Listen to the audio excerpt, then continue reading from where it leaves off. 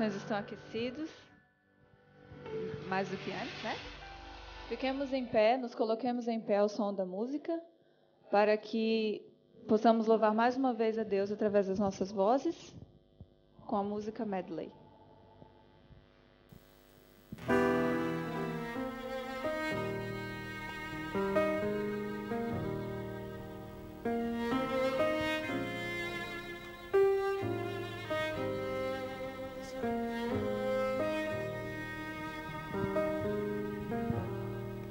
Só em Jesus seguro estou e confiante sempre vou.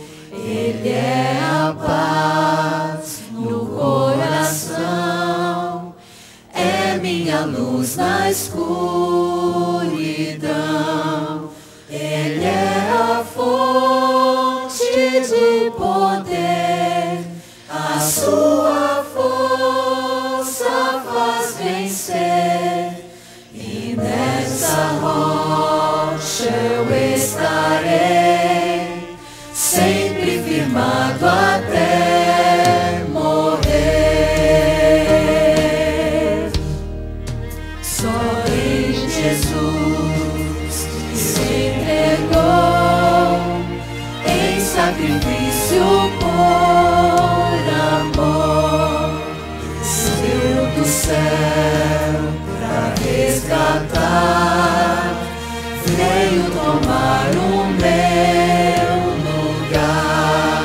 Como um bebê aqui nasceu, e como humano aqui viveu, e até morrer naquela cruz, e nos trazer de novo a luz.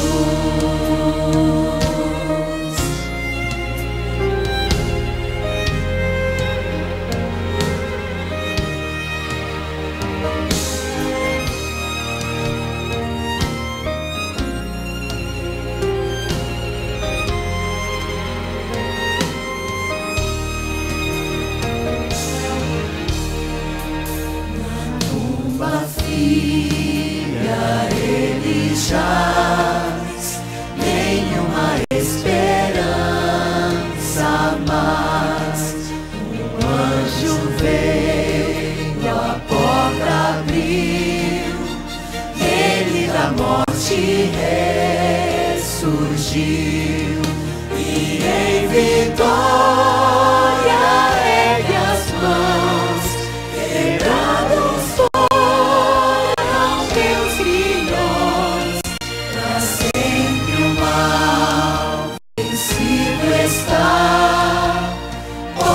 na rocha me firmar.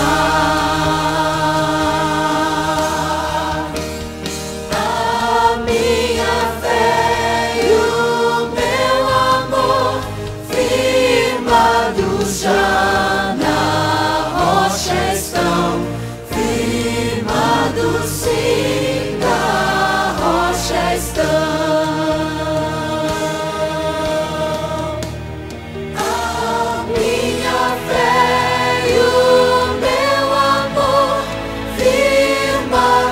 Já na rocha estão, firmados sim na rocha estão. Em morte ou vida ou provação, vai afastar do amor de Deus até o fim do meu viver. Irá traçar, nenhum inferno em seu poder, de sua mão vai me arrancar.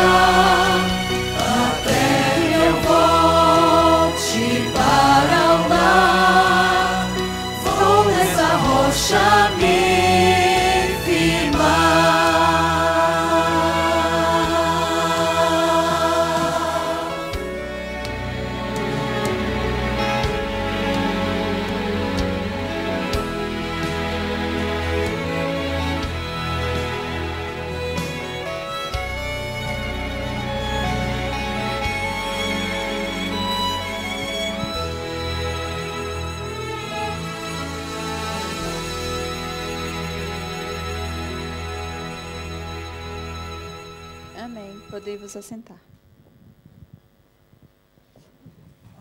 Boa noite a todos.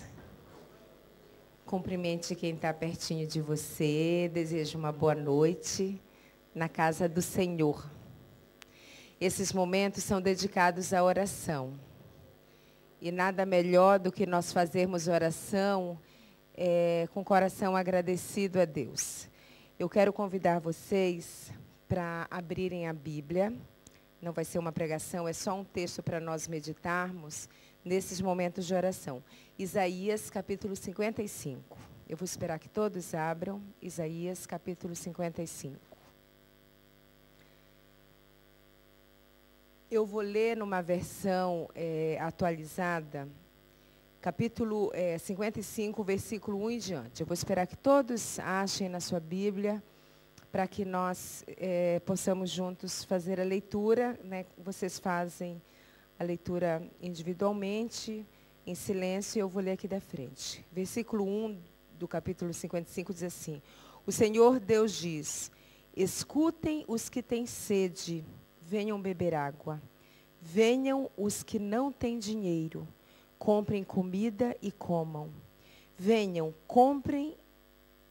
e comprem leite e vinho, que tudo é de graça. Aqui, deixa aberta aí a sua Bíblia, olha aqui para mim. Aqui diz o seguinte: escutem os que têm sede. Venham beber água.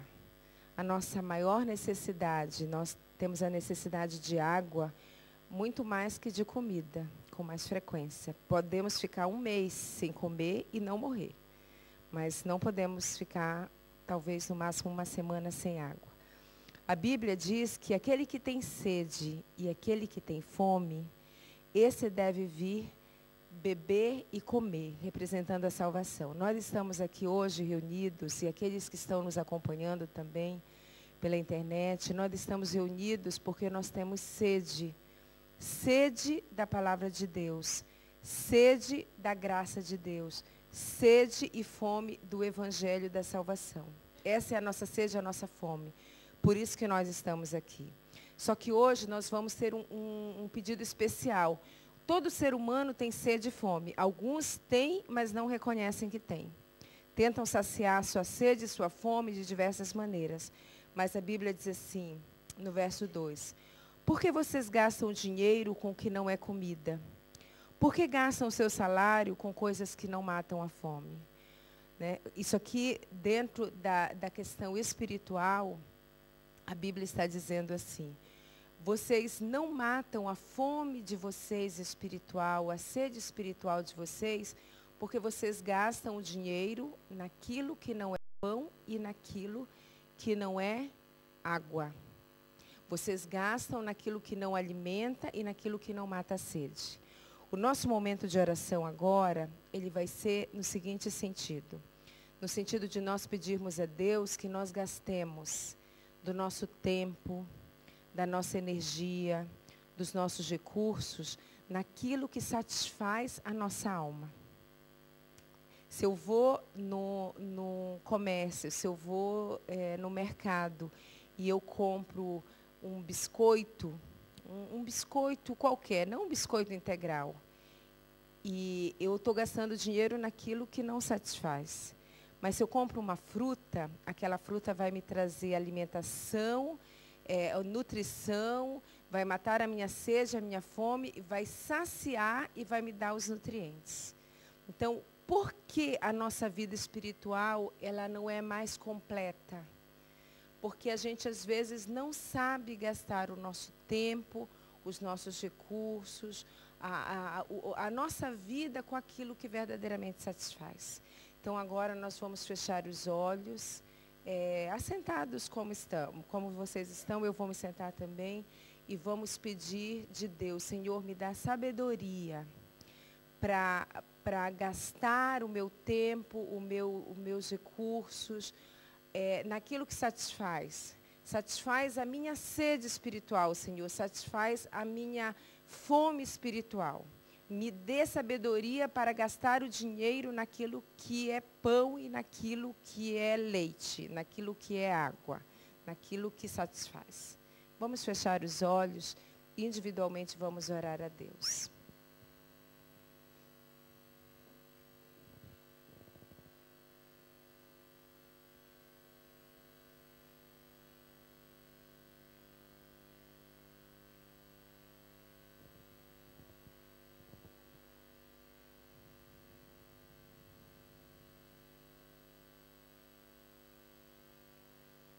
Amém.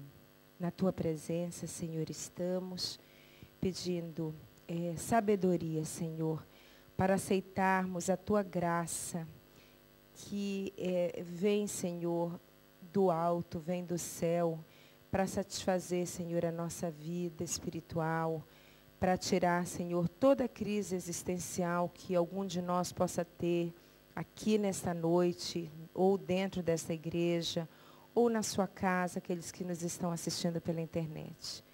Dá-nos, Senhor, sabedoria para fazermos a tua vontade e para recebermos o teu amor no nosso coração. Dá-nos uma boa noite na pregação da tua palavra, que possamos ser alimentados e que o Espírito Santo nos dê entendimento. Em nome de Cristo, nós choramos e te agradecemos, Senhor. Amém. Amém.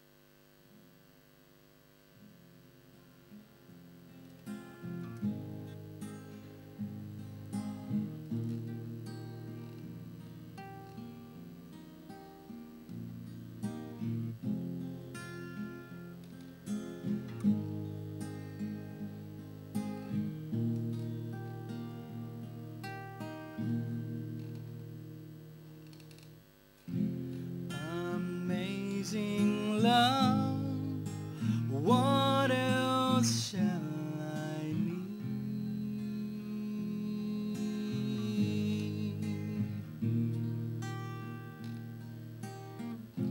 Your name brings life, it's more than the air I breathe.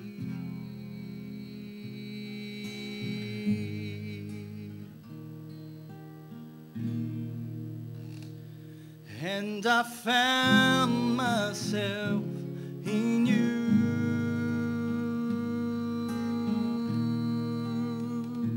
I found myself in you.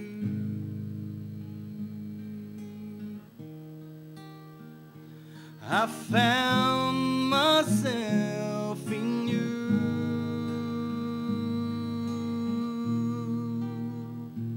I found myself in you.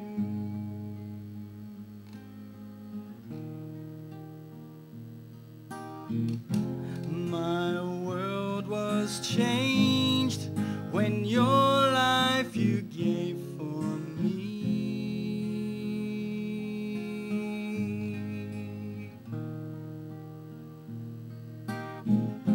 My purpose found and all that you want for me.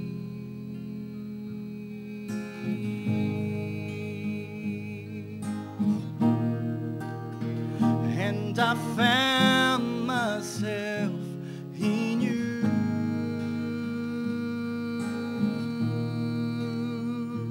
I found myself in you.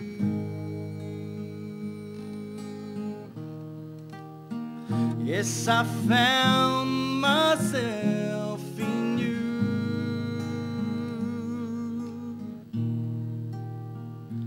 I found myself in you. So take me to a place where I can see you face to face. All I wanna do is worship you. Take me to a place where I can see you face to face. All I wanna do is worship you.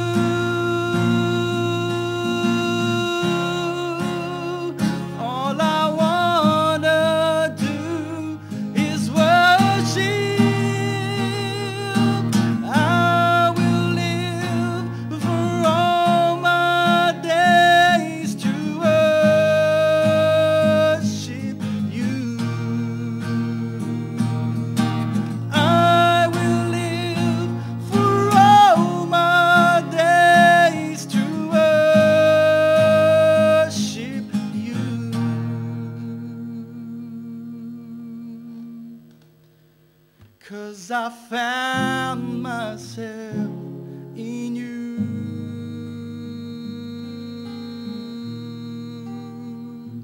I found myself in you.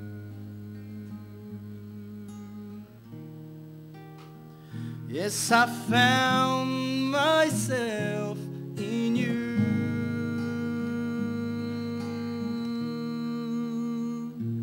I found myself in you.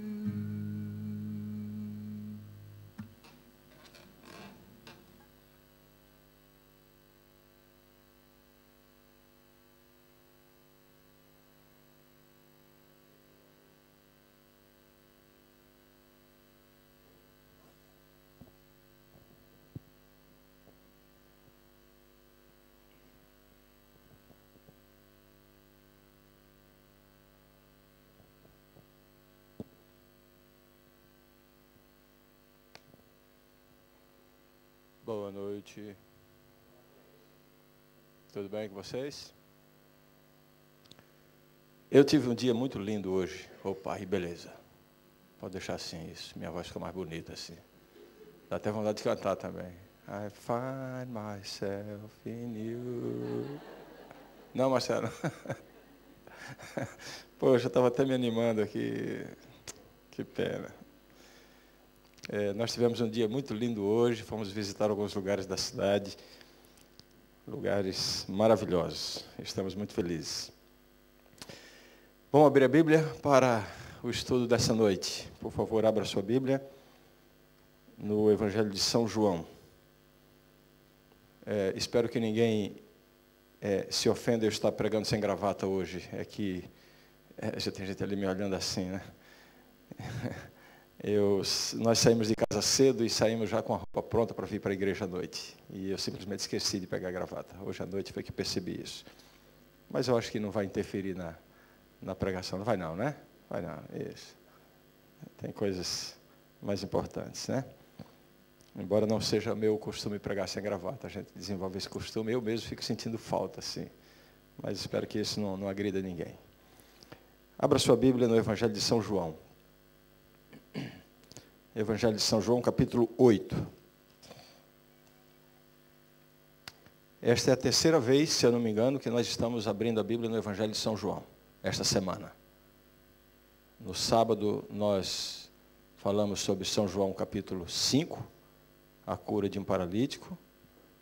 Depois, no domingo, nós fomos para São João, capítulo 11, que trata da ressurreição de Lázaro. Foram 2 milagres, sendo que a ressurreição de Lázaro é considerado o maior milagre operado por Jesus. E nessa ocasião, ou no sábado ou no domingo, eu não me lembro, eu comentei que o Evangelho de João, ele traz a sua narrativa intercalando, né, ensinamentos, encontros de Jesus com algumas pessoas, alguns dos encontros mais importantes que Jesus teve com pessoas individualmente estão relatados no Evangelho de São João.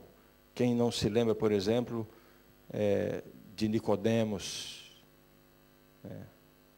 Quem não se lembra, por exemplo, do encontro de Jesus com a mulher adúltera, que é o episódio que a gente sobre o qual nós vamos refletir hoje. E essa história, ela nos ensina muito a respeito do perdão de Deus. Uma das coisas mais importantes e talvez mais difíceis da nossa vida cristã é nós entendermos bem, compreendermos bem o significado, a abrangência, como atua na vida de um pecador, como atua o perdão de Deus. O que é o perdão? Qual é a abrangência do perdão de Deus? Muitas vezes é muito comum nós termos uma experiência limitada com Deus porque não compreendemos plenamente o significado do perdão. E todo o alcance do perdão na nossa vida. Para muitas pessoas, para muitos cristãos, o perdão de Deus é simplesmente um livramento da culpa por algum pecado cometido. E nós vamos ver hoje que o perdão que Deus oferece é muito mais do que isso. É isso também, mas vai muito além disso. É muito importante você entender essa abrangência, esse significado de como Deus oferece o seu perdão, ou do perdão de Deus na nossa vida. E essa história é uma história que ilustra muito bem essa realidade. É uma história bastante conhecida, apesar de todos os embates entre os teólogos, os estudiosos, com relação à inserção desse texto, dessa narrativa aí no Evangelho de João. Nós não precisamos ter dúvida de que essa história é uma história que, de fato, tem o selo da inspiração divina e é uma das histórias importantes do ministério de Cristo. Então, eu convido você a me acompanhar na leitura, São João, capítulo 8. Vamos ler a partir do verso 1, a partir do primeiro verso. Diz assim: Jesus, entretanto, foi para o Monte das Oliveiras. De madrugada voltou novamente para o templo, e todo o povo ia ter com ele, e assentado os ensinava. Os escribas e fariseus trouxeram à sua presença uma mulher surpreendida em adultério, e fazendo-a ficar de pé no meio de todos, disseram a Jesus: Mestre, esta mulher foi apanhada em flagrante adultério.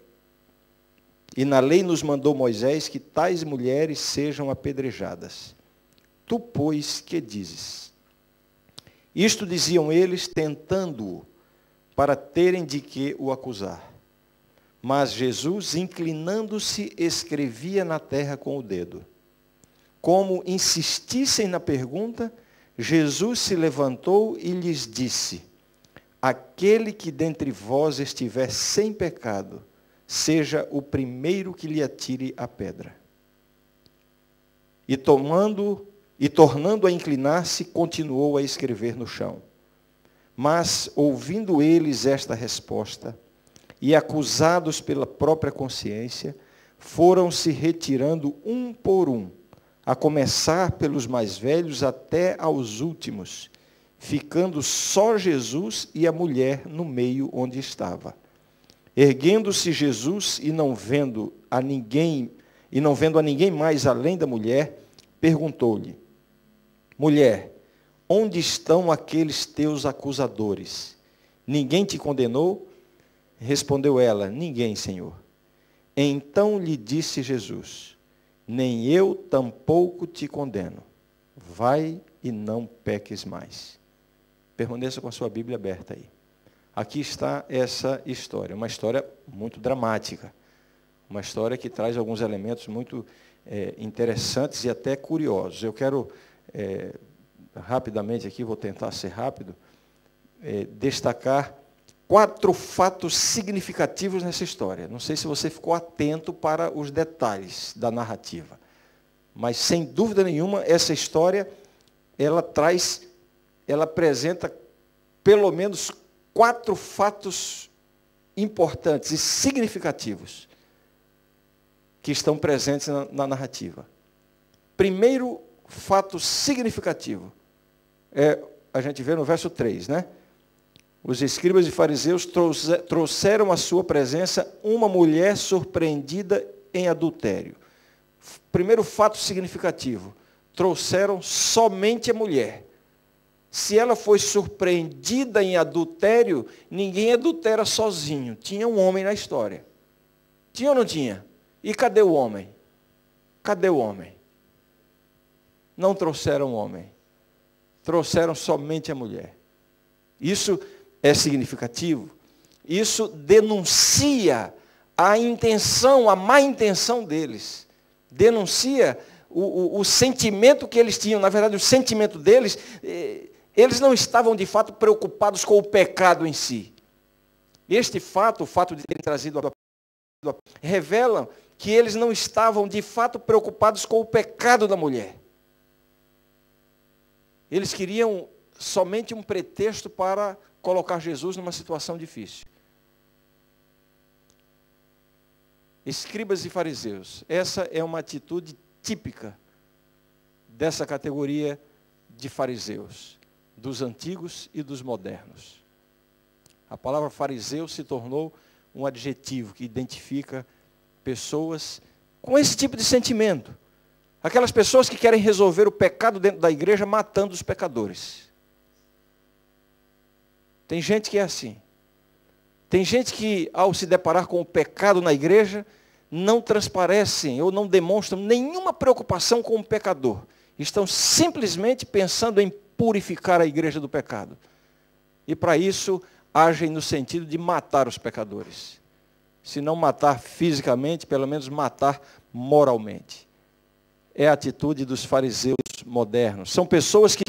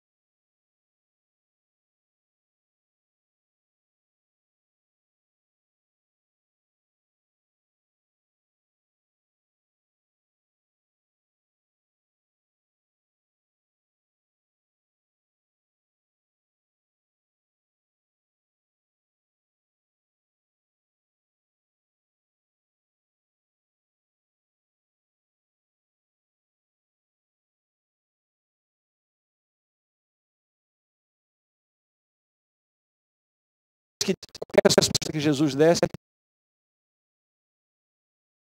sabedoria, o que fez? Fechou e começou a escrever no chão. Jesus coloca a mão na terra. Coloca a mão na terra. Foi desconcertante para aqueles homens. Eles ficaram a princípio, talvez um pouco irritados, sem saber o que estava acontecendo, e resolveram se aproximar, e insistindo na pergunta, diz o texto.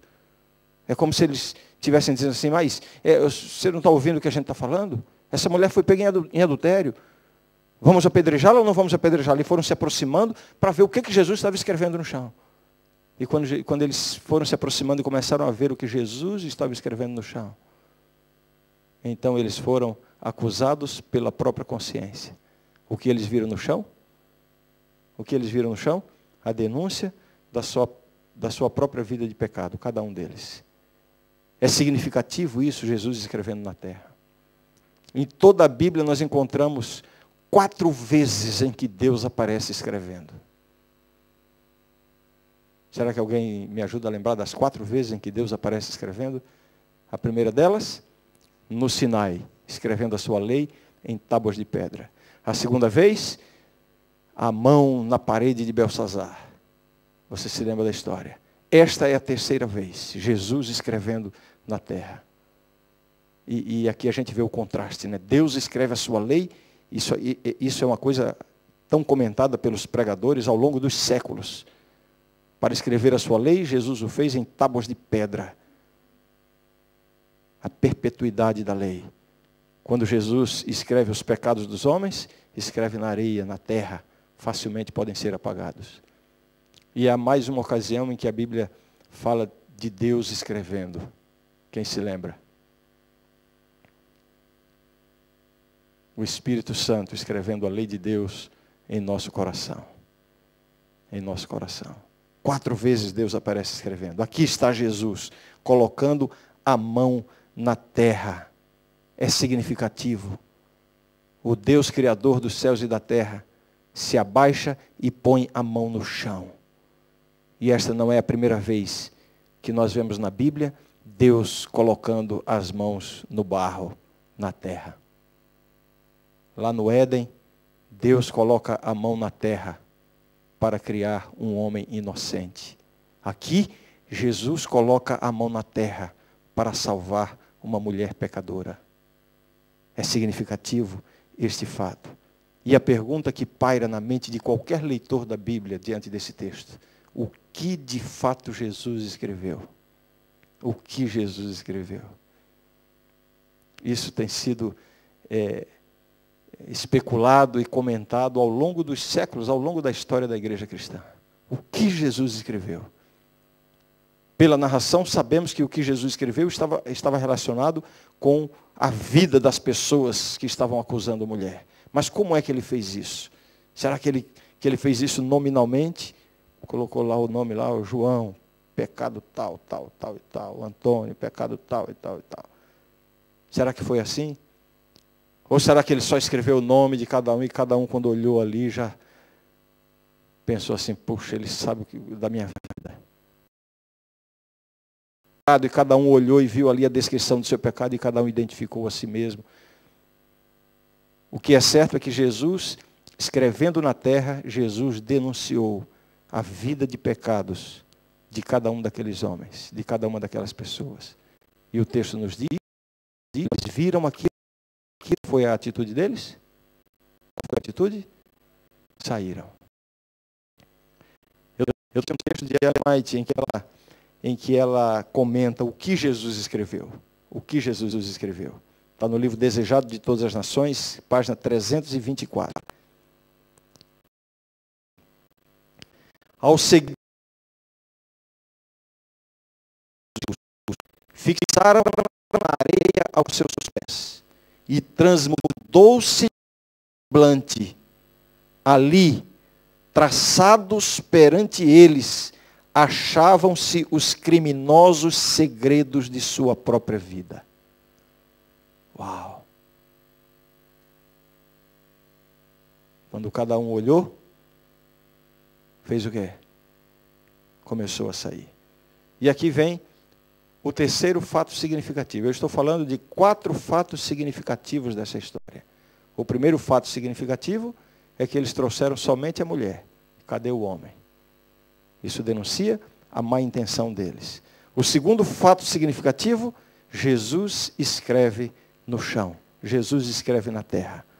Isso mostra a forma como Deus lidou com o pecado desses homens. O terceiro fato significativo, verso 9, em decorrência do segundo, né? Capítulo 8, verso 9. Mas, ouvindo eles esta resposta, e acusados pela própria consciência, foram se retirando um por um, a começar pelos mais velhos, até aos últimos, ficando só Jesus e a mulher no meio onde estava. O que é significativo no fato deles terem saído? O que de fato é significativo aqui? Parece um detalhe. Não sei quantos atentaram para isso, que parece um detalhe, mas eu não creio que a Bíblia traga detalhes sem importância. Não creio que seja uma descrição incidental. O que o texto diz? Que saíram um por um, a começar pelos mais velhos. Isso deveria ser, no mínimo, curioso para nós. A começar pelos mais velhos. O que isso significa? Que os mais velhos saíram primeiro. O que isso significa? A Bíblia não fala nada. Não adianta querer dizer ou querer interpretar. A Bíblia não fala nada. Mas não me parece uma descrição incidental. Quando a Bíblia afirma que os mais velhos saíram primeiro, a primeira pergunta que me vem à mente é: por quê? Por quê? E eu repito, eu não tenho uma resposta bíblica, mas eu me permito uma reflexão disso. E se eu fosse 30 anos mais jovem, eu não faria essa reflexão. Hoje eu posso fazer porque eu já me encontro na categoria dos mais velhos, embora não pareça. Qual o motivo da risada? Não é para vocês rirem. Poxa vida. Daqui a pouquinho eu vou completar 50 anos. Vou estar aqui ainda na Austrália, hein? Olha só. Meio século. Por isso que eu disse que se fosse 30 anos atrás, eu não faria essa reflexão. Mas hoje eu posso fazer porque eu me encontro nessa categoria dos mais velhos. Uma reflexão. Uma reflexão, não tenho nenhuma conotação teológica nessa reflexão, mas me dou a liberdade de fazer essa reflexão. Apenas algumas impressões pessoais. Por que os mais velhos saíram primeiro? Qual é a diferença do pecado dos jovens e entre o pecado dos jovens e do pecado dos adultos? Será que existe uma diferença? Os mais velhos saíram primeiro. Não vou dizer nada que venha minimizar o pecado dos jovens, porque a verdade é que o texto diz que todos saíram. Todos, os mais velhos e os mais jovens. Todos saíram. Mas para mim é curioso perceber que os mais velhos saíram primeiro. E eu fico refletindo. Eu às vezes escuto os mais velhos, repito, me sinto muito à vontade para falar isso porque já me incluo nessa categoria. Não dos que falam isso, mas na categoria dos mais velhos. Mas eu tenho, ao longo do meu ministério, tenho ouvido alguns desses mais velhos se referindo aos jovens como sendo mais pecadores. Os mais pecadores da igreja são os jovens. Ah, porque esses jovens de hoje. Cuidado. Os jovens pecam mais porque são jovens. Eu diria, os jovens não pecam mais, eles apenas escondem menos os seus pecados. Não é para rir, não, é para chorar. É para chorar. Eu tenho lidado nesses meus pouco mais de 23 anos de ministério, a maior parte deles lidando com jovens. E agora estou ali no NASP, já no meu 6º ano como pastor daquela igreja, lidando com um público predominantemente jovem, na maioria universitários. E eu posso afirmar com toda certeza, os jovens são muito mais sensíveis às coisas espirituais. Os jovens são mais sensíveis aos convites do Espírito Santo. Eu estou generalizando, eu não estou individualizando isso aqui, é claro que há exceções. Os jovens parece que são mais abertos. A impressão que eu tenho é que talvez eles não tenham tido tempo de vida suficiente para endurecer a consciência tanto quanto nós adultos. Ainda são mais sensíveis. A diferença dos pecados entre os pecados dos jovens e dos adultos, repito, isso aqui é uma reflexão pessoal. A diferença é que simplesmente os pecados dos jovens são mais vistos, porque eles escondem menos. Os pecados dos adultos são mais disfarçados. Nós adultos aprendemos mais a cuidar da nossa imagem, da nossa reputação. O jovem, no geral, está menos preocupado com isso. Eu não estou falando nada para adoçar o pecado dos jovens. Estou apenas aqui fazendo uma advertência a nós adultos. Cuidado com o julgamento. Uma das coisas mais perigosas que existe na convivência do povo de Deus é o julgamento em relação à vida das outras pessoas. E nós somos muito tentados a julgar a experiência dos jovens baseados apenas no comportamento exterior. Cuidado com isso. Não pensem que eu estou aqui querendo amenizar o pecado dos jovens. Como eu disse, não é isso que eu estou fazendo, porque o texto nos diz que todos saíram. Todos saíram, os mais velhos e os mais jovens. O que eu estou querendo é apenas advertir os adultos. Não pense que porque você não vai para a balada, porque você não bebe com os amigos, ou porque você não frequenta esse ou aquele lugar, ou porque você não se veste dessa maneira, ou porque você não fala daquele jeito, que você é mais santo aos olhos de Deus. Não pense isso. Todos nós estamos na mesma condição diante de Deus. Todos nós somos igualmente dependentes da graça e da misericórdia de Deus. Cuidado com os julgamentos. Ellen White diz assim, eu vou ler uma passagem do Caminho a Cristo, página 30. Deus considera todos os pecados igualmente graves. Há aos seus olhos, como aos do homem, gradações de culpa. Por mais insignificante, porém, que este ou aquele mau ato possa parecer aos olhos humanos, pecado algum é pequeno à vista de Deus. O bêbado é desprezado e disse-lhe que seu pecado o excluirá do céu, ao passo que o orgulho, o egoísmo e a cobiça muitas vezes não são reprovados. No entanto, esses são pecados especialmente ofensivos a Deus. Por que eu estou lendo esse texto? Esse texto aqui é uma advertência constante para mim, porque nós somos muito tentados a considerar mais graves os pecados que são vistos. Ela dá o exemplo aqui do bêbado, mas é o que a gente pode chamar de os pecados do corpo, os pecados da carne, aqueles que podem ser vistos. E nós consideramos esses pecados mais graves e condenamos as pessoas. E os jovens praticam mais esses pecados, os pecados que são vistos. Mas ela diz que, aos olhos de Deus, os pecados mais graves não são os pecados visíveis, são os pecados invisíveis. Ela cita o orgulho, o egoísmo e a cobiça. Esses são pecados especialmente ofensivos a Deus. E o maior perigo desses pecados da alma é que, por não poderem ser vistos, muitas vezes não são percebidos por aqueles que estão praticando. E dificilmente são reconhecidos por aqueles que o praticam. Cuidado. Cuidado quando você está muito interessado em apontar o pecado dos outros e talvez você não esteja percebendo pecados ainda mais graves na sua própria vida. Era esta exatamente a condição daquelas pessoas, daqueles homens que levaram a mulher adúltera diante de Cristo. Era exatamente esta condição. Oh, mestre, aqui está essa mulher, foi apanhada em flagrante adultério, pecado visto. Ela foi flagrada. No entanto, fica claro no texto, o fato de eles saírem todos com a consciência culpada. Fica claro que eles mesmos tinham pecados ainda mais graves, mas que não eram vistos aos olhos das pessoas. Portanto, creio que seja um fato significativo, o fato de que os mais velhos saíram primeiro. Né? Os fariseus modernos disfarçam seus pecados simplesmente mudando-os de nome. É uma forma de disfarçar o pecado. Ao seu orgulho egoísta, eles chamam de autoestima elevada.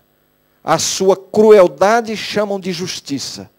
A sua ganância e cobiça, eles chamam de previdência ou capacidade de administração. A sua ofensividade chamam de franqueza. A sua rudeza chamam de sinceridade.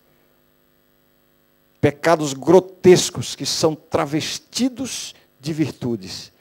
Por isso, muitas vezes eu estou menos preocupado com a cor dos lábios daquela moça ou com o tamanho do cabelo daquele rapaz, do que com o orgulho, a crueldade, a ganância, a ofensividade, a rudeza travestidos dessas virtudes. E ninguém aqui está autorizado a interpretar que eu estou minimizando os primeiros pecados mencionados. Quando eu cito essas coisas aqui, eu não estou dizendo que a forma de se vestir, ou a forma de arrumar o cabelo, eu não estou dizendo que essas coisas não têm importância aos olhos de Deus. Eu estou dizendo que muitas vezes nós estamos tão concentrados nos pecados visíveis, que são graves e precisam ser corrigidos. Não estou amenizando os pecados visíveis, por favor, não me interpretem mal. O que eu quero dizer é que muitas vezes nós estamos tão concentrados nos pecados visíveis, que não percebemos mais graves que estão enrustidos em nosso próprio coração.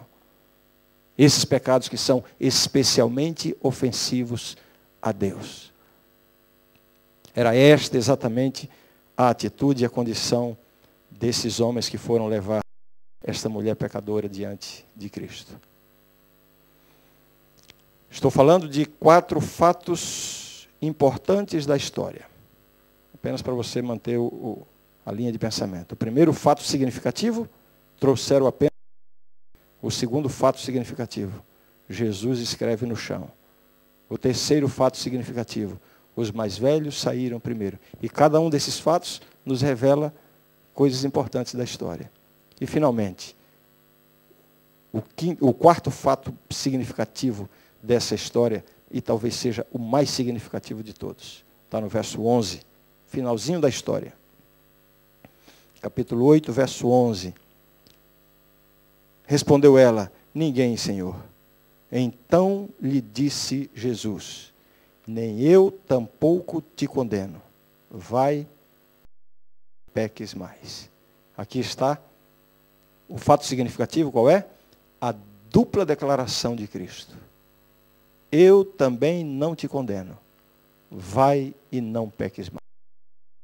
Ali estava uma mulher completamente derrotada pela culpa, condenada pela própria consciência, condenada pela sociedade, condenada aos olhos dela pelo próprio Deus. Estava ali sem nenhuma esperança de salvação. Ela conhecia o procedimento da lei. Deveria ser apedrejada. Embora o apedrejamento não fosse mais uma prática comum nos tempos de Cristo. Mas ela sabia como é que funcionava. Ela sabia que ela merecia ser apedrejada e que era isso que ia acontecer com ela. Na mente dela não ia ter escapatória. Ela estava ali completamente derrotada, esperando a primeira pedrada. Jesus age da forma como agiu. As pessoas saíram, os mais velhos primeiro, mas finalmente saíram todos. Finalmente somente Jesus e a mulher. Jesus e a pecadora.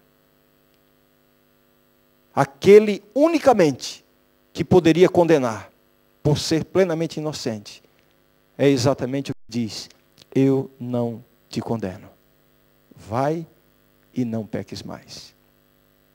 2 declarações, ou uma declaração dupla. Essa declaração dupla de Cristo nos mostra a abrangência do perdão de Deus. O perdão de Deus age na vida do pecador arrependido, exatamente nesses 2 aspectos, nessas 2 dimensões. A primeira dimensão, o perdão lida com a culpa. Eu não te condeno. Elimina a culpa. Quando você comete um pecado, quando você comete um erro, quando você comete um deslize, ou quando você tem alguma coisa na sua vida que é pecaminosa, que desagrada a Deus, e você vai a Deus, e você reconhece, você confessa o seu pecado, enfim, faz tudo aquilo que a Bíblia fala sobre confissão, um coração contrito e reconhecendo que você precisa da misericórdia e você pede o perdão a Deus, você pode ter a certeza de ouvir pela fé essa expressão de Deus: eu não te condeno. A culpa é retirada. Não há mais culpa. O perdão é isso. Em primeiro lugar, eu estou falando de uma declaração dupla. Esta é a primeira parte. A primeira dimensão do perdão de Deus é a eliminação da culpa. E isso não vem de forma barata, não vem de forma gratuita. É gratuita para nós, mas não foi gratuito para Deus. O preço foi pago na cruz. O pecado é muito grave e tem um custo muito alto. Só que esse custo já foi pago na cruz do Calvário. Fora de você. Antes de você vir à existência, essa situação já estava resolvida diante. O preço foi plenamente pago. A morte de Jesus Cristo na cruz é plenamente suficiente para pagar o preço de todos os pecados de toda a humanidade, de todas as épocas. Ali está o preço plenamente pago. Terá acesso a esse perdão aquele que com o coração contrito e arrependido vai a Deus em busca do perdão. O perdão está acessível. E a primeira dimensão do perdão é exatamente esta: eliminação da culpa. Já não tem mais culpa. É como se você nunca tivesse pecado. É exatamente assim. É uma folha em branco que Deus coloca. A sua ficha está suja aos olhos de Deus. Está ou não está? Está ou não está? Pensa um pouquinho aí. Não precisa pensar muito não. Basta pensar um pouquinho. É isso mesmo. Não precisa pensar muito não. Sua ficha está suja. Mas quando você vai a Deus e diz assim: Senhor, eu sou um pecador mesmo. Eu preciso da tua misericórdia. Me dá o teu perdão. Deus pega uma ficha em branco assim, uma folha em branco, e coloca em cima da sua ficha. Quando você olha assim, está em branco. Não tem mais culpa. Eu também não te condeno. Só que não foi só isso que Jesus disse. E eu louvo a Deus que esta não foi a única coisa que Jesus disse àquela mulher. Jesus completa dizendo: vai e não peques mais. Aqui está a segunda dimensão do perdão de Deus. Quando Jesus diz: vai e não peques mais, não interprete isso como sendo apenas uma ordem de Deus. Como se Jesus estivesse dizendo assim: a sua vida foi errada até aqui. Então é o seguinte, vou te dar uma segunda chance. Está aqui uma folha em branco, tá bom? Então eu não te condeno, está limpinho. Começa do zero. Agora, abre o olho para não errar de novo. Cuidado, olha lá o que você vai fazer quando sair daqui. Tem gente que imagina que é esse o sentido. E não é absolutamente este o sentido. Se fosse este o sentido, a mulher sairia dali para quê? Somente para pecar de novo. O perdão que Deus oferece não resolve apenas o problema da culpa. Se resolvesse somente o problema da culpa, já seria uma grande coisa, mas para mim seria insuficiente. Porque o meu problema, o meu real problema, não é apenas a culpa dos pecados que eu cometo. Este é um problema, mas não é o meu grande problema. Porque para este problema já tem uma solução. O meu grande problema é que eu vou acabar pecando de novo. Este é o meu grande problema.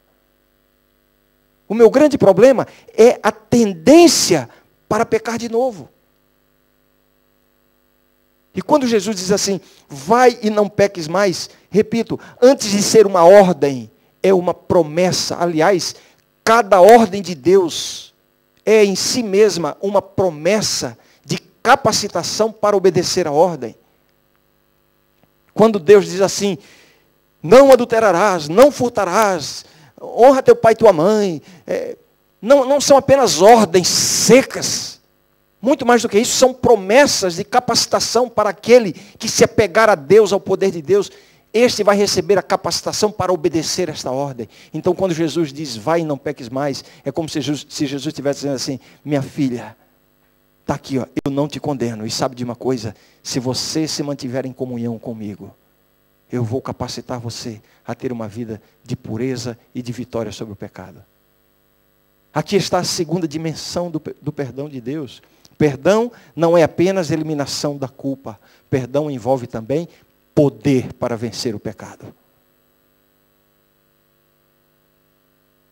Existem tantas passagens da Bíblia que mostram isso. O tempo não permite que eu me alongue muito. Na história de Davi, por exemplo, você lê o Salmo 51. O Salmo 51 é uma demonstração clara de como Davi tinha essa compreensão. Depois de ter cometido, eu poderia, eu não vou ler aqui por questão de tempo mesmo, mas leia em casa e tente identificar o que eu vou falar aqui desse Salmo. Davi havia cometido pecado grave, né? Adulterou com aquela mulher, depois mandou matar o marido dela, coisa terrível, escondeu o pecado, finalmente ele foi confrontado pelo profeta com uma sentença de morte dada por ele mesmo. Você vai ver a história depois lá. Mas aí ele cai diante de Deus. E o que ele busca, o Salmo 51, é a oração de Davi arrependido por esse pecado. O que ele busca de Deus não é a eliminação da sentença de morte. Ele busca o perdão. E você vê claramente Davi buscando de Deus essas duas dimensões do perdão. A primeira, a culpa. Ele clama a Deus para eliminar a culpa. Mas você vê que a principal luta de Davi nesta oração não diz respeito à culpa. A principal luta de Davi diz respeito à sua tendência para pecar de novo. E aí ele pede: Senhor, purifica meu coração. Dá-me um coração puro. Renova dentro de mim um espírito reto, um espírito inabalável. Purifica-me e ficarei limpo como esopo. É isso que Davi está pedindo. É uma mudança interior. Não é apenas eliminação da culpa do pecado.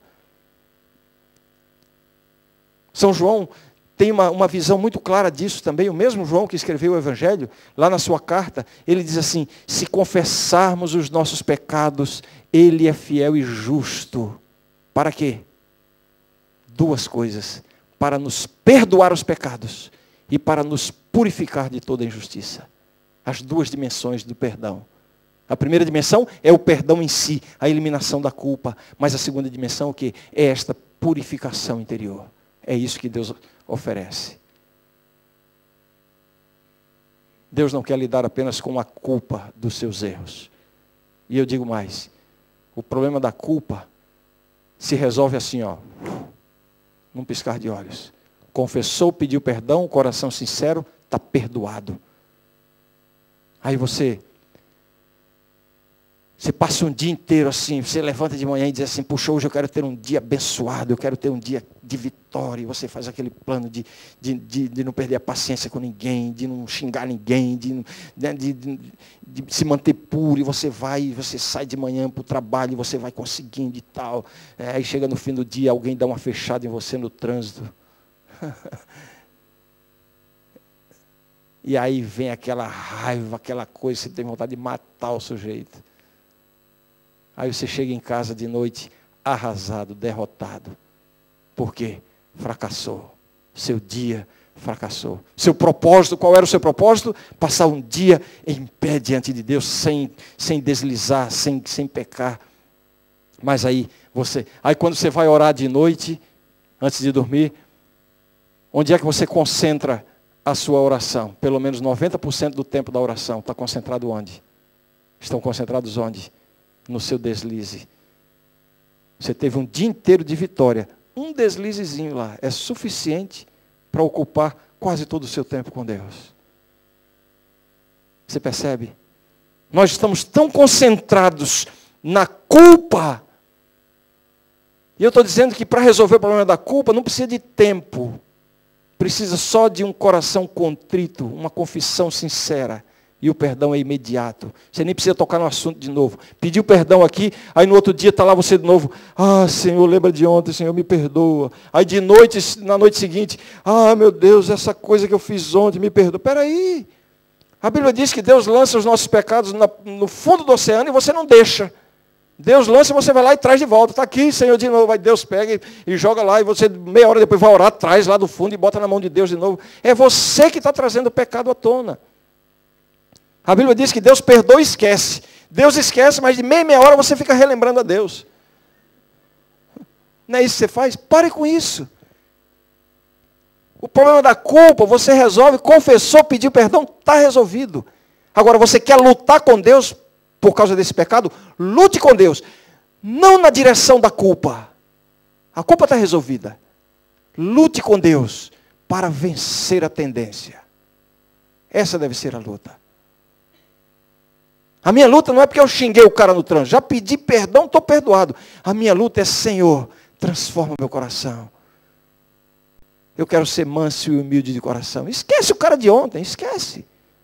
Tá? Eu não estou falando para você não, viu, Léo? Porque o Léo contou uma história hoje aqui. Estou falando de mim mesmo, entendeu? O cara não sabe o perigo que passou, não foi, Léo, quando te fechou hoje, hein? Quase morreu e não sabe, né? Não, eu estou falando isso acontece comigo, com você, com todo mundo. Esqueça, a sua luta deve ser o quê? Purifica-me, transforma, me dá a vitória. Essa deve ser a nossa luta. É você ouvir a ordem de Jesus, vai e não peques mais. Primeiro, eu também não te condeno. Perdoado. Vai e não peques mais. Agora sim precisa de tempo. Agora sim precisa de uma batalha. Isso não se resolve assim, num piscar de olhos. Isso é a luta de uma vida inteira. Uma vida inteira. Qual foi a última vez que você alcançou uma vitória sobre uma tendência? Um pecado. É coisa que está muito lá para trás, então talvez a sua vida com Deus precise de uma reavivada. Ou você é daquele tipo que está lidando só com a culpa. É pecar, Senhor, me perdoa e tal, que bom que Deus me perdoa e tal. E no outro dia está lá fazendo a mesma coisa de novo. Não, mas Deus disse que se pedir perdão, arrependido, estou arrependido, perdoa. Deus perdoa, é verdade. Mas é isso que você quer para a sua vida cristã? É isso que você quer? Ficar lidando somente com a culpa? Deus tem muito mais para você. Deus tem vitória. Deus tem transformação. É isso que Deus oferece. Qual é a sua tendência? É o pecado sexual? E você tem essa luta? E eu pergunto, quem não tem? Quem não tem? E você está lidando com a culpa? É um olhar maldoso, é um flerte impróprio, é um relacionamento proibido e você está na culpa. É a pornografia, é a masturbação, é o quê? E você está remoendo essa culpa. E vez ou outra você repousa na misericórdia de Deus, porque você confessa, pede perdão e sente que foi perdoado. Tudo bem, foi perdoado. Mas e daí? Deus oferece mais do que simplesmente tirar a culpa. Ele quer purificar. Ele quer mudar, Ele quer transformar. E Ele pode. E é essa a luta que você tem que ter. Não é para lidar com a culpa. Para a culpa está resolvido. Confessou, pediu perdão, está resolvido. A luta deve ser o quê? Transformação. Acabou meu tempo, né? Faz tempo. Posso fazer uma ilustração ainda? Não. Posso? Vamos ver se vocês entenderam a lição direitinho. Vou fazer uma prova agora. Imagine 2 rapazes que vieram para a igreja, vieram do mundo de pecado, das luzes, das músicas, da balada e tal. 2 rapazes normais, né? Não vieram juntos, cada um na sua experiência, mas aí conheceram o evangelho, vieram para a igreja, se converteram, se batizaram, estão aqui, beleza, tá tudo certo. Quem sabe estão na igreja há 1 ano, ou 2, ou 3, pouco tempo. Aí, um sábado à noite, um deles vai passando na rua, aí vai, inadvertidamente, ele passa em frente àquela casa de dança, aquela boate que ele costumava frequentar. Aí ele vai passando assim, ele olha, ele ouve a música lá dentro, a música que ele já curtiu muito, ele percebe as luzes pelas frestas e as pessoas na entrada sorrindo, brincando, gente bonita, gente alegre. E ele sente aquela atração por aquilo de novo. Mas aí ele se lembra assim, não, eu agora sou cristão, eu estou na igreja, isso aí passou. E ele vai embora, mas aí ele para um pouquinho, olha de novo, e ele pensa assim, puxa vida, faz tanto tempo, eu vou entrar, só um pouquinho. Aí ele vai lá para a bilheteria comprar o ingresso, mas aí ele se lembra de novo que, não, isso aí é do meu passado, eu não posso mais viver isso. Ele fica nesse conflito, ele dá um passo para ir embora e dá um passo para entrar, e fica ali meia hora numa luta tremenda de entra, não entra, e querendo entrar, mas ao mesmo tempo a consciência batendo, e ele naquela luta, ele ora a Deus, Senhor, me dá força, e vai embora, mas aí volta de novo e fica, depois de meia hora lutando intensamente, entra, não entra, ele finalmente decide ir embora e consegue ir embora, vai embora e não entra. Não entrou. Esse é o primeiro jovem. Aí vem o outro. que também tinha tido um passado semelhante a esse, da mesma forma e tal, vai passando no mesmo lugar, olha, percebe as luzes, ouve os sons, olha as pessoas, passa 30 segundos olhando aquilo e pensa assim, que tolice a minha, quando eu curti isso aqui. Hoje a minha vida está totalmente transformada. E sem nenhum esforço, simplesmente vai embora. Simplesmente vai embora. A minha pergunta é, qual dos dois obteve a maior vitória? O primeiro ou o segundo? Eu não vi quem respondeu. O primeiro ou o segundo? O primeiro. Bom, a maioria respondeu o primeiro. Eu não vi quem respondeu. Mas para quem respondeu o primeiro, eu vou pedir para ficar aqui para recuperação.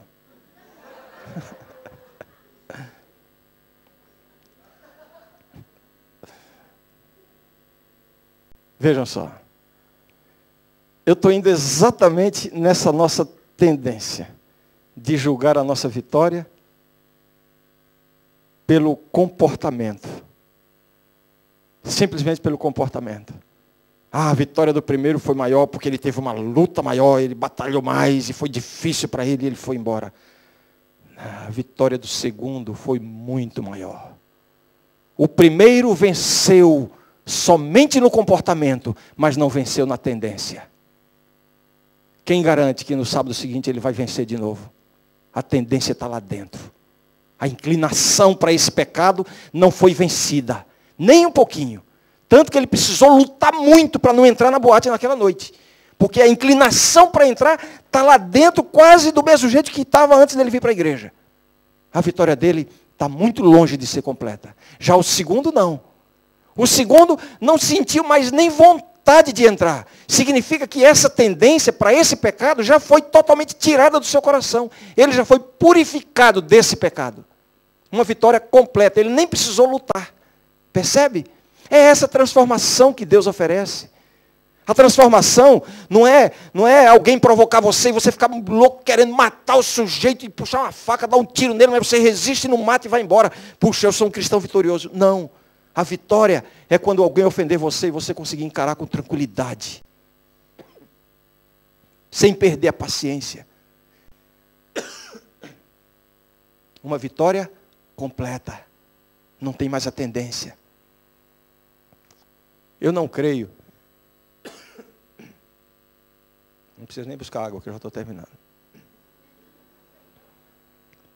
Eu não creio que antes da volta de Cristo, nós vamos alcançar um estágio de perfeição plena, de vencer todas as inclinações, e agora eu não peco mais de jeito nenhum. Não é isso que eu estou dizendo. Esse perfeccionismo não faz parte da minha compreensão teológica da Bíblia.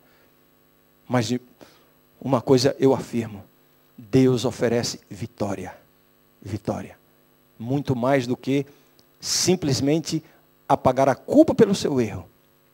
Deus quer apagar a tendência, a inclinação, limpar o seu coração. É isso que Deus quer. E Ele pode fazer isso. O desafio que eu quero lançar para você nessa noite não é outro, é este. Qual é a sua grande batalha espiritual? Quais são as suas tendências? Quais são os pecados que ainda perturbam você? Quais são aquelas tentações que ainda incomodam você e que têm levado você constantemente a talvez até transgredir a vontade de Deus? Peça perdão a Deus pela culpa, pelo comportamento. Pediu perdão, acabou. Não precisa falar mais sobre isso. Agora comece uma luta com Deus. Uma batalha, uma verdadeira batalha espiritual para transformação. Senhor, purifica. Limpa-me e eu estarei puro. Coloca dentro de mim, tira de mim o coração de pedra e coloca um coração de carne. Foi essa a oração de Davi. Transforma, purifica-me. E você não tem ideia das vitórias que Deus vai dar na sua vida. Amém? Amém. Saia daqui com esse desafio. Vamos orar. Santo Deus, nós precisamos do Teu perdão, Senhor. Precisamos constantemente da eliminação da culpa pelos nossos pecados. Mas muito mais do que isso, Senhor, nós precisamos de uma transformação em nossa vida. Cada um de nós aqui possui as suas tendências, as suas inclinações para este ou aquele pecado.